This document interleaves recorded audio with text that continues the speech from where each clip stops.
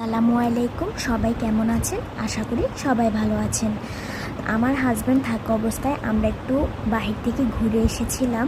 তো আমরা গিয়েছিলাম আমার হাজব্যান্ড, আমি, আমার ছেলে মেয়ে আর সাথে গিয়েছে আমার শাশুড়ি।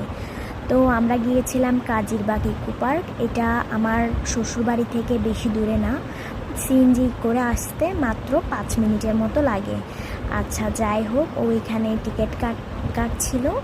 তো এখন আমরা এখানে ঢুকে পড়েছি। এই জায়গাটা আমার ভালো লাগে কারণ এই জায়গাটা, এইটার পার্কটার ভিতরে ঢুকলেই সবুজ আর সবুজ, মানে এত গাছপালা কি আর বলবো। মাশাআল্লাহ, অনেক সুন্দর লাগে জায়গাটা। দেখেন এখানে অনেকগুলো গোলাপ গাছ লাগিয়েছে আর চারদিকে অনেক ছোট ছোট গাছ লাগিয়েছে। জায়গাটা দেখতে অনেক সুন্দর লাগে। আমার ছেলেও দেখছিল, ও এসেছিল ছোটোবেলায়, মনে ছিল না। এখানে এসেছিলাম বাড়ির পাশে, কিন্তু তেমন আসাও হয় না। 1 বছর হয়ে গিয়েছে এখানে আসছি। তো এখন আবার এখানে আমার হাজব্যান্ড থাকা অবস্থায় একটু ঘুরে গিয়েছে। আর এখানে একটা ছোট দিঘিও আছে। এখানে নৌকা, কিন্তু নৌকাটা চালায় না, কখনো চালাতে দেখিনি। তারপর মাঝখানে একটা ঝর্ণাও আছে। ঝর্ণাটা কিন্তু চালানো অবস্থায় ছিল না, গতবার আরেকবার যখন এসেছিলাম তখন চালানো ছিল। তারপর হাঁটতে হাঁটতে এখানে ময়ূর আছে, আমার ছেলেকে দেখাচ্ছিলাম। তারপর এখানে কয়েকটা আবার বানরও আছে, বানর, ময়ূর, কয়েকটা পশু পাখি রেখেছে, বেশি ছিল না।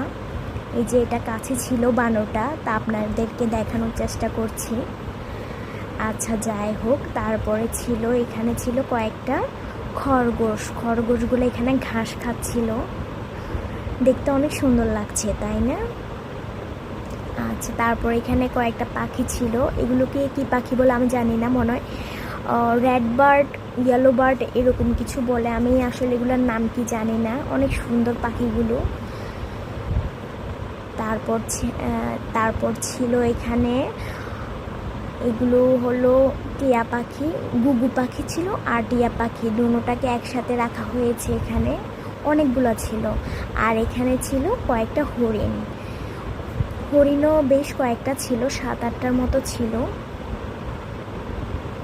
তো এগুলো দেখছিলাম হেঁটে হেঁটে, আমার ছেলেকেও দেখাচ্ছিলাম, ওকে নামটা শেখাচ্ছিলাম।